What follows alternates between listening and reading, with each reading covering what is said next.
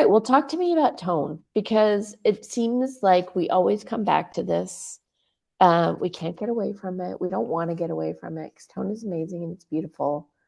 But what does it mean to you? I feel like it means a little bit different things to all of us. Well, when I think I get a little bit confused when I look at the history of chiropractic and the concept of tone. Mhm, Um, how BJ and um, Dee talked about it was actually very fundamentally a physics thing. And mhm, yet, how we started applying it as chiropractors is when people would do the scans for heat and it became almost something where it was maybe tension, information about the tension mhm, in the system. And for me, tone, there's there's a lot of information there. Tension is just a very small piece of it. And so I don't want to say that it's not part of the information, but sure. it's a very small piece of it.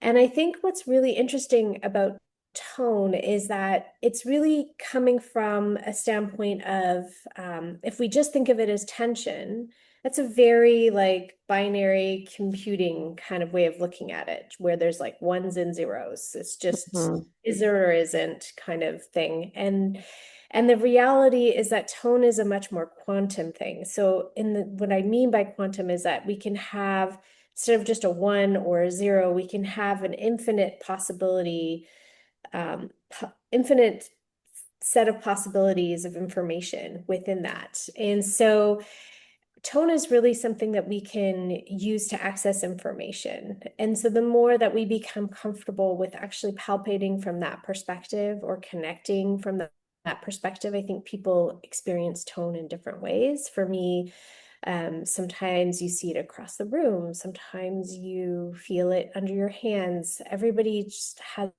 a different way of interacting with it, but it really has a lot of information there. And it's one of those things that when my very last opportunity to learn with Sue, I was in a very small group of chiropractors doing the mastery program, and everybody was actually really quite terrified of her, except for me.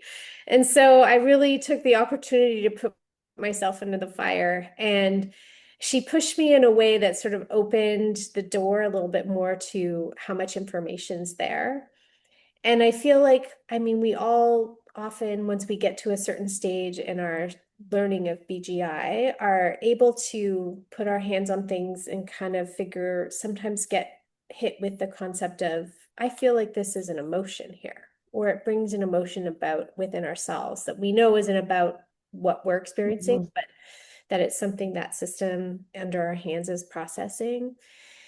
And so um, there's this sense of there is information there, and then how do we access that? And I really didn't understand actually how simple it was. I think mhm, I made it all a little too hard until I realized it didn't have to be that hard.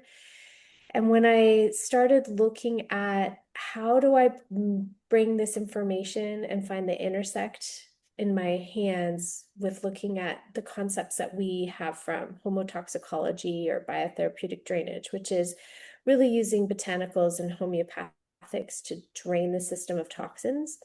And they have actually a very vitalistic uh, approach and way of thinking. But it's a little different than chiropractors in that they're very stuck on toxins, whereas toxins is just a little piece that we talk about, but actually mhm, don't really deal with. We don't deal with it in any, we recognize it as a stressor, but not necessarily have a lot of tools for dealing with it or sussing it out or evaluating it or actually addressing it. And in homotoxicology, they're quite obsessed with that. As far as they're concerned, all health problems come from this. And while being a chiropractor, I know not all health problems come from this. I do think it's important. I felt like with the clients that I was seeing that there was who were doing homotoxicology, I could feel so many changes and shifts in their system. And so I felt like there has to be an intersection between what I was noticing structurally under my hands Mhm. and also just the quality of the tissues. I could feel that Mhm. changing as people would use this approach and combine that with what I was doing.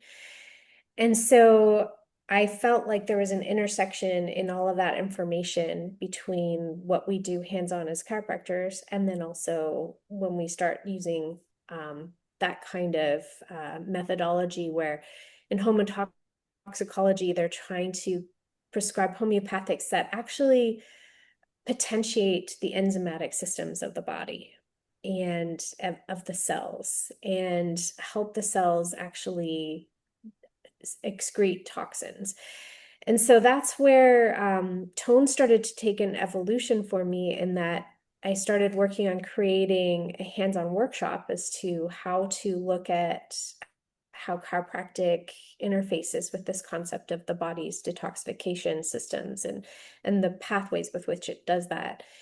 And when I have to honestly say, when I first taught the course, I created all these exercises that I was like, I'm not actually sure I can even do this.